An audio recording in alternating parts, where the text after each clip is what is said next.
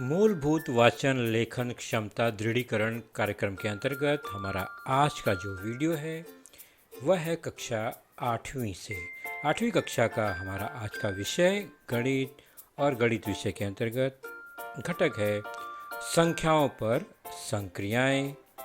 और मैं हूं आपका वर्चुअल मार्गदर्शक अजय कुमार मौर्य MCGM के वर्चुअल क्लासरूम दादर से। जैसा कि बच्चों आप संख्याओं को देख रहे हैं नीचे स्ट्रिप में, वे पूर्णांक संख्याएं हैं। तो पूर्णांक संख्याओं की संक्रियाओं पर हम चर्चा करेंगे। तो सबसे पहले हम कुछ याद करें, एक सामान्य सा उदाहरण लेते हैं, जैसे कि यह 3 धन 5 जिसका उत्तर होगा 7। कोष्टक में लिखें तो यह कोष्टक में 3, कोष्टक में 4, जोड़ने पर आएगा कोष्टक में 7। ऊपर की क्रिया और नीचे की क्रिया दोनों का अर्थ एक ही है।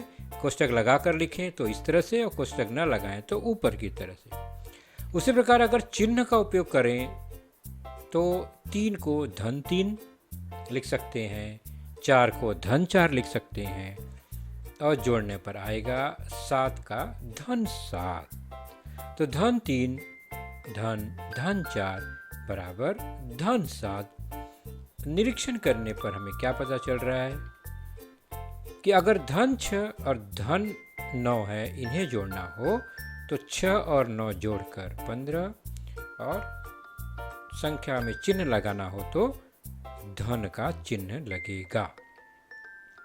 तो दोनों धनात्मक संख्याएं हैं, उनको जोड़ा गया तो योगफल भी धनात्मक संख्या ही हुई। आगे बढ़ते हैं।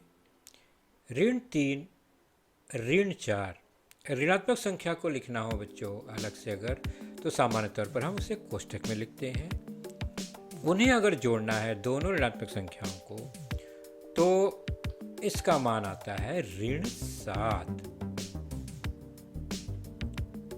उसी प्रकार ऋण 6 ऋण 9 दोनों को जोड़ेंगे तो उत्तर आएगा ऋण 15।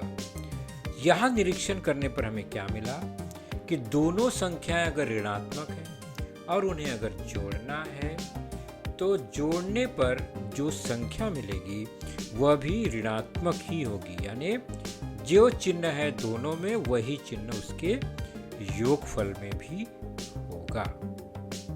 तो ऋण 6 ऋण 9 को हम इस तरह भी लिखते हैं कोष्टक हटाने पर, और उत्तर आएगा ऋण 15। तो दो संख्याओं के चिन्ह समान है अगर, तो उनका जो योगफल है उसमें भी उसी चिन्ह का प्रयोग करेंगे जो चिन्ह उन दो संख्याओं के हैं। दोनों धनात्मक है तो उत्तर धनात्मक आएगा जोड़ने पर, दोनों ऋणात्मक है तो उत्तर भी योगफल भी ऋणात्मक ही आएगा, ये ध्यान रखना है।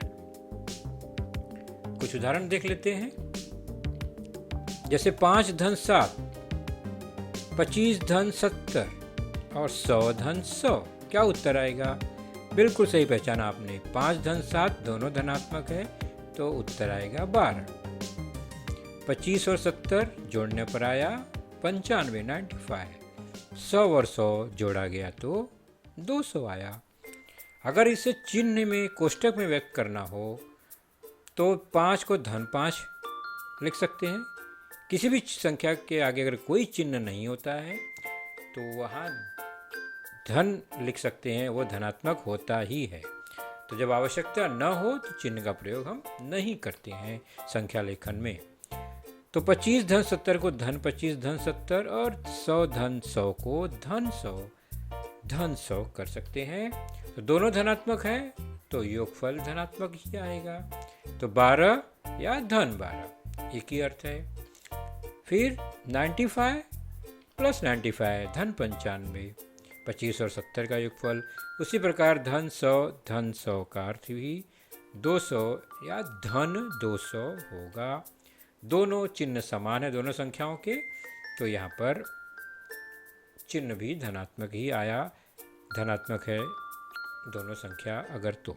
अब ऋणात्मक संख्या हो तो भी हमने देखा चिन्ह अगर समान है तो संख्या को जोड़ेंगे, बराबर योगफल 5 और 7 12, लेकिन दोनों ऋणात्मक हैं इसलिए -12 ऋण 12। ठीक उसी प्रकार 25 और 70 दोनों ऋणात्मक हैं तो योगफल भी ऋणात्मक होगा और जोड़ने पर 95 -95 हो गया। ये 100 और 100 200 होता है तो ऋण 100 और ऋण 100 ऋण ही आएगा और 200 आएगा। तो हमने देखा, समझा, क्या समझा? ये 5 और 2 ये दो संख्याएं हैं। चलिए इसी का उपयोग करते हैं, एक प्रश्न बनाते हैं 5 2 और 3 का प्रयोग करके हुए।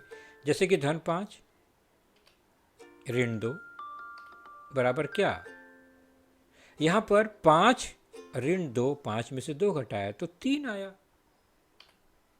ऋण 5 धन 2, इसका हल होता है ऋण 3। समझने का प्रयास करेंगे। तो पहले प्रश्न का उत्तर धन 3, दूसरे प्रश्न का उत्तर ऋण 3। क्या नियम लगा यहाँ पर? तो एक धन और एक ऋण दो संख्याएं हैं, क्रियाएं एक ऋणात्मक संख्या और एक धनात्मक संख्या में हो रही है। तो जब भी ऐसी बात आएगी तो हमेशा हमें घटाना ही पड़ेगा। तो 5 और 2 एक धन एक ऋण है, घटा दिया 3 आया। चिन्ह कौन सा लगेगा? तो जो बड़ी संख्या है 5 बड़ी है तो उसके आगे धन लगा है इसलिए उत्तर भी धनात्मक होगा, यानी जो बड़ा उसी का चिन्ह वही पावरफुल हुआ। उसी प्रकार यहाँ देखते हैं तो ऋण 3 क्यों आया? क्योंकि जो 5 है बड़ी संख्या वह ऋणात्मक है इसलिए उत्तर में ऋण 3 आया। और ऋण 5 धन 2 अलग अलग चिन्ह है, असमान चिन्ह है तो घटाना ही है। घटाने के बाद जो संख्या आएगी चिन्ह में बड़ी संख्या का प्रयोग करना है। तो दो संख्याओं के चिन्ह असमान हो, अलग अलग हो, एक धन एक ऋण हो तो उनका योगफल करते समय बड़ी संख्या में से छोटी संख्या को घटा देते हैं और बड़ी संख्या का जो चिन्ह होता है वही लगा देते हैं।